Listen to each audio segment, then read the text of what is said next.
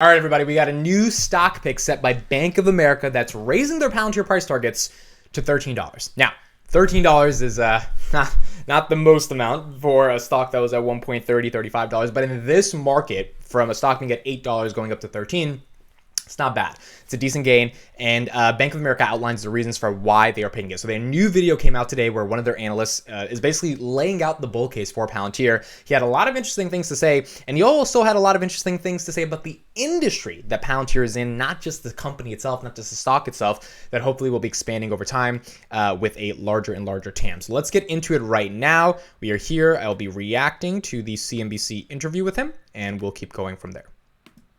Time for today's MVP, most valuable pick, and today it's software company Palantir. The stock closing 6% higher today after Bank of America initiated coverage of the stock with a buy rating. Joining me now is Ron Epstein. He's senior aerospace and defense analyst at Bank of America Global Research. It was his call. Ron, good to see you. Yeah, good to see you too, Mark. Tell us the thesis behind this. I mean, it seems like kind of an opportunistic call. Obviously, the stock down a lot from its highs, from 70% even after today's move. But what are the key, I guess, longer-term drivers of value that you see? Yeah, so when you think about what's going on in the market, we've been very bullish on defense. If you look at where the defense budget's going to come in this year, it's going to come in probably $850 billion, and we think it's going to be close to $1 trillion when you get to 2026. And we've seen the defense stocks, the big defense names reflect that, but it hasn't been, that revaluation in defense has not been reflected in Palantir. And Palantir is a great way to get at it. If you look at Palantir, about 2/3 of their revenue is government, about half of that is national security. That's about 1/3 commercial. So when we see the defense budget have that kind of growth, this is a way to get at it. And I think broadly the way to think about it, data is the new bullets, right? And these guys are all about artificial intelligence, data organization, and how to see trends and bigger pictures in the data. And so let's talk about that part real quick. One of the things he said here is that data are the new bullets, and it's sort of analogous to the saying that data is the new oil. It's a cliche. We all know, we've heard that before if we're a Palantir investor, if you've thought about the company Palantir. But when he says data is like a bullet, what he's saying is that it's almost like a YouTube channel, right? I post these videos, and these videos are kind of like bullets, and hopefully, this video does well, that video does well, and they're all like little soldiers fighting to kind of get views at the end of the day and build the channel. And so when he says Palantir and data are like bullets, the argument is that in your business, for business intelligence to increase, data must become operationalized. And the way that data becomes a bullet and shoots at sales and marketing and finance and accounting and operations and all these other elements to the business is if data actually matters, is if data actually reflects the value of the business. And in order to reflect the value of the business, you've got to see larger trends, you've got to see larger things that are happening, you've got to be able to make data-driven decisions, which is why data matters. Now, in the context of defense, he's very bullish that defense is going to be increasing in terms of their spend, at least the US federal government spend, to about $1 trillion by 2026. I haven't heard of that, actually. This is the first time, I guess I missed it the first time when I listened to it. But if defense spending right now is about $850 billion, and that's going to go to $1 trillion in the next 5 years, which is not that crazy to think over the next couple of years, especially with what's going on in Russia and Ukraine, the companies that are going to benefit from that are the companies that are the most efficient and effective at supplying defense. Now, Palantir has this goal and this ambition to become the next software prime. So there are 5 kind of prime companies. These are prime contractors that the United States federal government works with in terms of defense contracting. There's not a software version of that. So there's like Lockheed Martin and Raytheon Technologies, and they're all hardware defense companies, but there's not a pure software play. Palantir wants to become that pure software prime. It's a very difficult thing to do, but if they're able to do that, which, I mean, I would give them the best shot over any other company that's trying to do that, then they have a real stick in with the government. That revenue is not going to go away. That revenue is going to be very quality. And if defense spending increases, those contracts will only increase to Palantir, which is why we saw them get a $53 million extension on the Space System Command's contract, which means they're making about $87 million per year from the U.S. Space Systems Command from 2021 to 2023. Like, it's a lot of money, and they're providing a lot of value to be able to justify that. As we talk to, they're working their way into more and more customers in the national security space, and think about it as sort of Palantir inside, the Palantir data operating system living in a lot of other systems that are fabricated or are put together by a lot of the other companies we cover. So we think this is a really nice way to get at an increase in national security spending where it hasn't been reflected yet in the multiple of the company or the stock performance.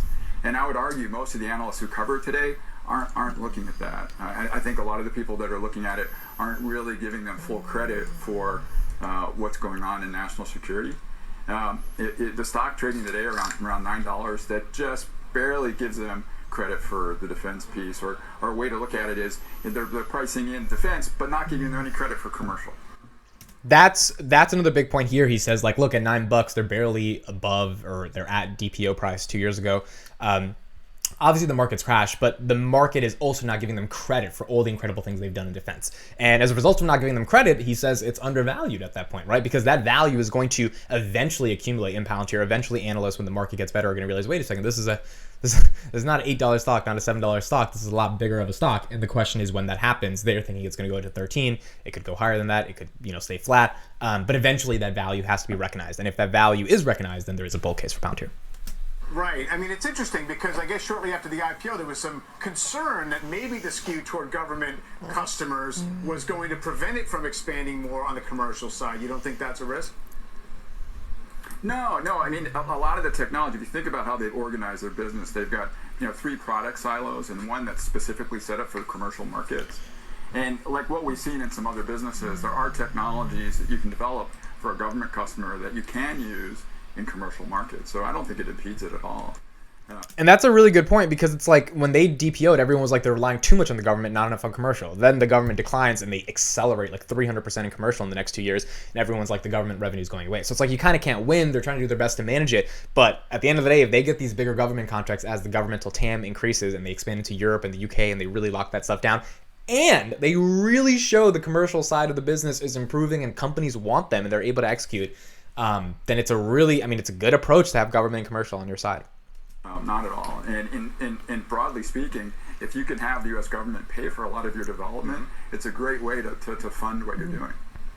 Yeah, and you got a $13 price target, which is well below the highs, but it's up almost about 50% from today's close.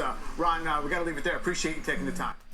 So the other thing he said is, if the government can subsidize a lot of the research and development costs, that's a good thing. I agree with that, right? If the government can say, hey, Palantir, we're going to give you a ton of money, and a lot of that money is going to be used for research and development, and then Palantir is able to extrapolate their commercial product or just make their commercial product better, then, it's kind of the R&D expenses are kind of paid for because the government's subsidizing it at the end of the day, which is what the CIA did for 15 years as they were a private company, and they were funded by the CIA's venture arm.